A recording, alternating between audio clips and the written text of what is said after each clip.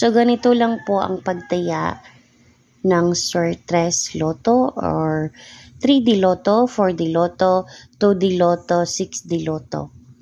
So, scroll down nyo lang until mahanap nyo yung lottery. Ito po. Yan. Tapos, click nyo. Of course, itap nyo.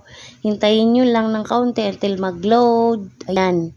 So, itong 8 pesos na natira ko, itataya ko to ng 3D Lotto. As you can see, may 3D Lotto, 2D Lotto, 2D Lotto, 3D Lotto, at saka 4D Lotto, tsaka meron ding 6D Lotto.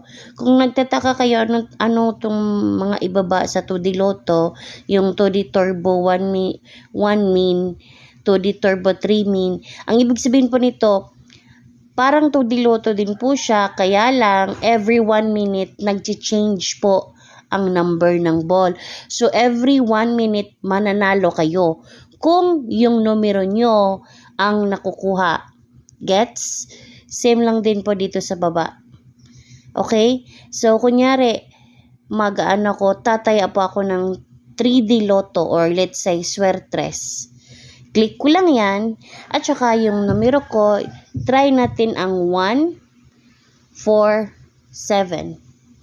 Ayan. So, pupunta po ako dito sa cart ko. Tapos, kung piso lang ang itataya ko, diretso buy now. Click mo ang buy now. Pero, kung gusto mo ng 2 peso, 3 peso, and more than that, click mo lang yung plus. Ganyan. Kada number yan ha. Okay. So, dahil 8 lang nga yung natira sa ko, sa wallet ng account ko, piso lang. Kasi irarambol ko pa to eh. So, piso buy now. So, 147. Dahil 147 yung tinaya ko kanina, ayan, naging 7 na lang. Irarambol ko yon 147, so magiging 174. Taya ulit. Kasi piso nga lang yung itataya ko eh. So, ayan, piso buy now. Tapos, 174, di ba? Meron na naman tayong 147, 174. Oh, mali pala, yun pala. 714. Ayun, rumble na yan. Piso-piso lang muna tayo, okay? Yan, tapos, rumble ng 714, 1, tama ba? 741, yun, 741. Yun, oh. Tapos, ano pa rumble ng 741? 417. Ayun. So, dito nyo makikita yung panalo nyo. Dito sa, may parang booklet sa itaas, katabi ng coin. So, ito makikita nyo pag click nyo sa booklet. Kasi nga, piso nga lang yung taya ko sa 3D Lotto or Suertres. Paano titignan? Dito lang po sa 3 dots. Ayan. Pag click mo sa 3 dots, click mo yung details. Ayan. Pag click mo ng details, makikita mo kung ano yung tinayaan mo. 140 yung taya ko. Ang panalo is 800 sa piso na taya ko. So, yun. Okay? Malalaman mo rin kung panalo ka ba or hindi. Kasi may malalagay dito na lose or win. At saka kung panalo naman kayo, malalaman nyo naman kasi yung pera nyo sa account nyo lalaki. So, yun.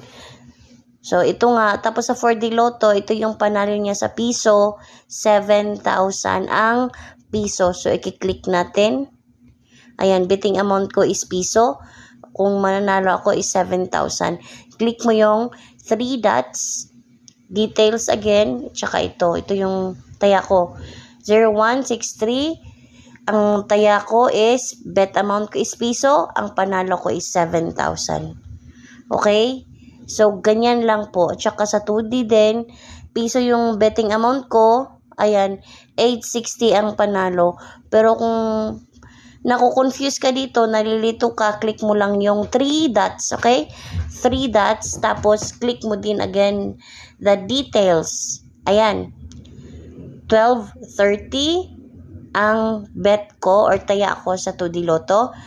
Ang bet amount ko naman, ang taya ko naman is piso lang. Ang panalo ko is 860 kung lalabas tong 12:30.